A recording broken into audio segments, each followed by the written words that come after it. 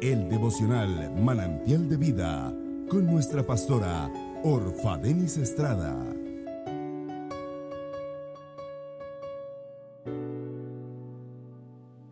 Hace más de 2000 años, un hombre humilde ha marcado el destino de nuestras vidas. Jesús vino a la tierra a darnos la mejor enseñanza de amor y a pesar de las humillaciones, todo lo soportó por amor a la humanidad. Fue tal su amor que no le importó morir en la cruz. Hoy quiero compartir contigo esas 7 palabras pronunciadas por nuestro Señor en la cruz que nos recuerdan su amor inmerecido. En el Evangelio San Lucas 23:34 encontramos la primera palabra, una palabra de perdón. Padre, perdónalos porque no saben lo que hacen. La palabra dice que era la hora tercera cuando le crucificaron, es decir, las 9 de la mañana. La turba estaba alborotada. La causa de su condena se exhibía encima de la cruz. El rey de los judíos decía aquel comunicado, su delito llamarse a sí mismo Hijo de Dios. El madero erguido se enseñorea exhibiendo al Hijo de Dios deshidratado, desfigurado, su piel abierta por los azotes, su cuerpo tembloroso, su corazón inflamado, su barba desprendida y su piel con llagas en todo el cuerpo, todo el peso de nuestro pecado sobre él. Pero sabes, en su boca no hay reproche. Una oración de petición sale de sus labios. Clama perdón cuando está siendo ultrajado, cuando está siendo burlado, cuando todos los gritos llegan a sus oídos. La gente le decía, a otros salvaste, sálvate a ti mismo. Y con sus palabras de perdón en medio de la agonía, de la muerte, él estaba diciendo, Padre, perdónalos porque no saben lo que hacen. Si no hay reconciliación, amados, no hay perdón. Y una de las cosas más difíciles para el ser humano es perdonar. Perdonar es un acto de fe. Decimos, no es lógico perdonar a quien nos ha hecho daño. No voy a perdonar a quien me ha traicionado, a quien me ha robado, a quien me ha difamado, a quien me ha abusado. Jesús dice hoy, perdona, es tiempo de perdonar. Jesús en la cruz suplica perdón. Aprendamos hoy de Jesús a perdonar, ya no estés más resentido. La gran enseñanza de hoy es el perdón. Es tiempo de abrazar, es tiempo de perdonar, es tiempo de venir delante de su presencia. La segunda palabra pronunciada por nuestro Señor Jesús en la cruz es una palabra de motivación en su presencia. San Lucas capítulo 23, versículos 42 dice, y dijo a Jesús, acuérdate de mí cuando vengas en tu reino. Entonces Jesús le dijo, de cierto te digo, hoy estarás conmigo en el paraíso. Uno de los malhechores que estaba colgado le injuriaba y le decía, si tú eres el Cristo, sálvate a ti mismo y a nosotros. Pero el otro, con humildad, le pedía que le perdonara. Y a Jesús no le importó el pasado de aquel que se humilló, de aquel que le buscó, de aquel que lo reconoció como Señor y Salvador. El Señor dice, el que a mí viene, no lo echo fuera.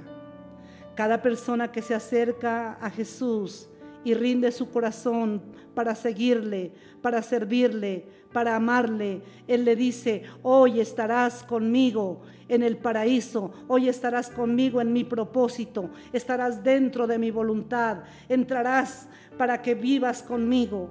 Jesús le dio palabra de promesa, de herencia, de vida eterna. Dimas, el otro hombre, aquel que solamente tuvo palabras de reproche, aquel que le decía, si eres el Cristo, sálvate y sálvanos. Representa el estado del hombre lejos de Dios. Camina sin temor, su boca habla violencia y no le importa lo que esté pasando a su alrededor. Hoy el Señor anhela hombres y mujeres que lo reconozcan, que Él es Señor y Salvador. Hoy Él anhela que tú te acerques a Él con el propósito de amarlo, de reconocer que Él es tu Señor y tu Salvador.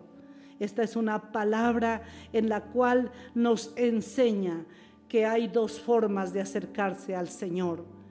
¿En cuál de las dos formas te estás acercando? Que Dios nos ayude.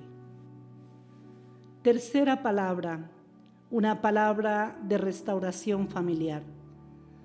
Evangelio de San Juan, capítulo 19, versículos 25 al 27. Estaban junto a la cruz de Jesús su madre y la hermana de su madre, María, mujer de Cleofas, y María Magdalena. Cuando vio Jesús a su madre y al discípulo a quien él amaba que estaba presente, dijo a su madre: Mujer, he ahí a tu hijo. Después dijo al discípulo: He ahí tu madre. Y desde aquella hora el discípulo la recibió en su casa. En medio de su agonía, Jesús, con exquisita delicadeza, se preocupa por el futuro de su madre. Allí está ella, al pie de la cruz, enferma de dolor, desconsolada, como ejemplo de madre abnegada que ha seguido de cerca a su hijo. María llora a su hijo crucificado, la madre que lo llevó en su vientre, la que lo arrolló en sus brazos, la que lo cuidó con delicadeza en su niñez y adolescencia y ahora en su juventud, se siente impotente, pero está allí dispuesta a cumplir la voluntad de Dios, enseñándonos a todas nosotras las mujeres que una madre no abandona a su hijo. Cuando todos lo abandonaron, ella no.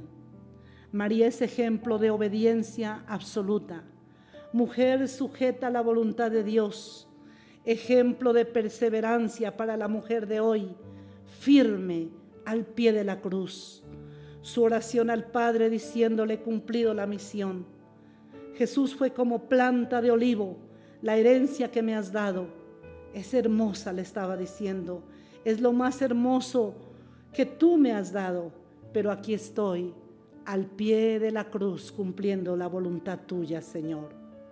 Jesús lo vemos en la cruz, que llora por la mujer desamparada, por la mujer golpeada, por la mujer discriminada, por la mujer abusada. Para Jesús, tú y yo, mujer, somos importantes.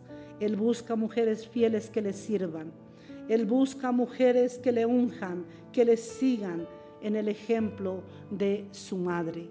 Dile gracias, oh Padre Celestial, por esta palabra, tú como mujer que tienes el privilegio de conocerle al Señor.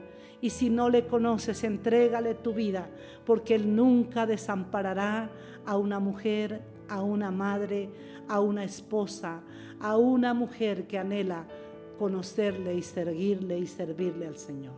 La cuarta palabra es una palabra de aceptación. Mateo 27, 45 y 46. Elí, Elí, lama sabactani. Esto es: Dios mío, ¿por qué me has desamparado? Jesús se siente desamparado y abandonado. Ya no están sus discípulos, ya no están sus seguidores, no están los que Él había sanado, los que habían cantado cánticos cuando Él entró a Jerusalén, y experimenta la soledad. Y eleva su oración en arameo. Usó ese lenguaje que empleaba en niño, razón por la cual no le entendieron las demás personas. Quiso recordar su niñez. Jesús regresó a su infancia, enseñándonos lo importante que es recordar la niñez para sanar las heridas producidas en esta etapa. Son muchos los que hoy sufren por heridas del pasado, por abandono, por violación, por golpes, por maltratos, por desprecios. El Señor sintió el abandono de la gente, de los que lo alabaron, de los que lo siguieron. Sus discípulos lo abandonaron, su amigo Pedro lo negó, la sociedad y el pueblo le dieron la espalda, pero Él todo lo soportó. Por amor a ti, por amor a mí, para que hoy nosotros podamos tener ese consuelo, nosotros podamos recibir su salvación, recibir la riqueza más grande que hay sobre la tierra, que es tener un amigo como Él. Él no quiere que sufras, Él no quiere que llores, Él no quiere que nunca sientas la soledad y el abandono. La Biblia dice: ¿se olvidará la mujer que dio a luz a su hijo? Aunque ella te deje, yo nunca te dejaré. La quinta palabra es una palabra de amor. Evangelio de San Juan, capítulo 19, versículo 18. Después de esto, sabiendo Jesús que ya todo estaba consumado, dijo, para que la escritura se cumpliese: tengo sed. Jesús también tuvo una necesidad personal, una necesidad que tiene el hombre en algún momento. Pidió agua y le dieron vinagre, enseñándonos que aunque el hombre no te dé nada bueno, Jesús sí. No busques saciar su sed en el horóscopo, en el brujo, en la tabla ouija, en el alcohol, en la traición, en los bienes materiales. La necesidad no te la suple el farmacéutico. La necesidad que hay allá en lo más profundo de tu alma, allí en tu hogar, esa necesidad que solamente Jesús puede saciar en tu vida y en tu familia, y solamente de parte de su mano puedes recibir esa agua de vida. La Biblia dice: hicieron un hisopo, ramas en un manojo que usaban para sus ritos. Le dieron vino mezclado con mirra. Era una bebida estupefaciente que adormecía su cuerpo. Jesús no la tomó, no quiso ser adormecido. Él dijo: tengo sed. Estaba deshidratado. La angustia y la agonía de la muerte dejaba expresar el sufrimiento, la agonía de lo que habían hecho los clavos, las espinas, los azotes, los golpes, los agravios y el patíbulo donde desfallecía. Y esta palabra, tengo sed, la podemos seguir escuchando aún en estos tiempos. Expresa su dolor físico, pero también su dolor por la humanidad. Sed de amor por las madres que lloran, sed por los hijos que mueren, sed por la vida de los que mueren en el vientre, sed por los que se pierden y se van al infierno, sed por un mundo que está lejos de la presencia y que no quiere acercarse a Dios. Sed en la cruz está sintiendo el Señor por una humanidad que necesita volverse a Él con todo su corazón. Quiero decirte que Cristo es la fuente de la salvación, que Cristo es el que puede mitigar tu sed. Venid a mí, dice Él, los cansados, los fatigados, yo los haré descansar. Jesús es la fuente que calma la sed. El que tiene sed, venga y beba. Y aquel que bebe de esa agua de vida, de su interior correrán ríos de agua viva. Sexta palabra es una palabra de triunfo.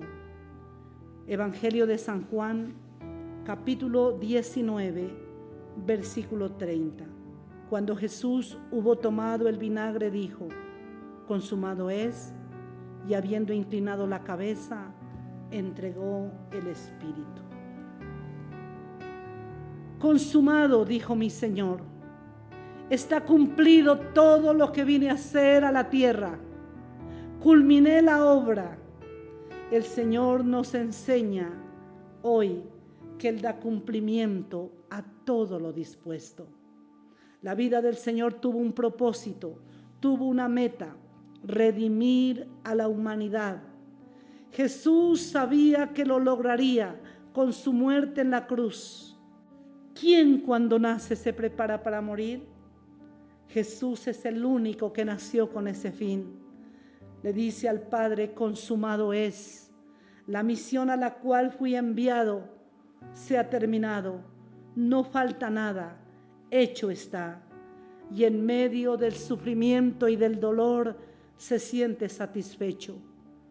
¿Cómo nos sentimos tú y yo en este día?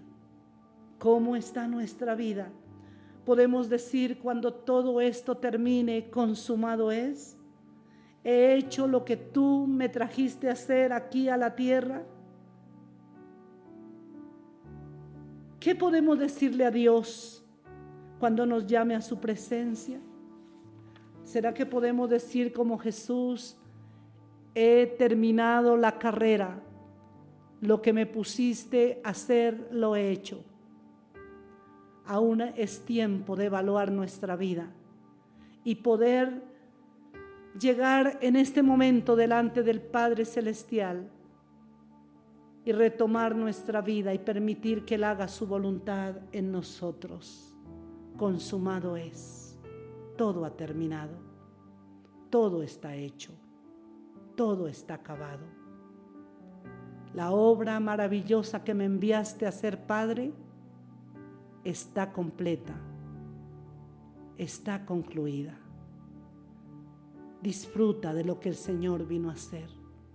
Él murió, sufrió y padeció para darnos una vida llena de bendiciones, llena de libertad, llena de sanidad. No desprecies el sacrificio que hizo el Señor en la cruz. Séptima palabra, es una palabra de esperanza y la encontramos en el Evangelio de San Lucas, capítulo 23, versículo 46.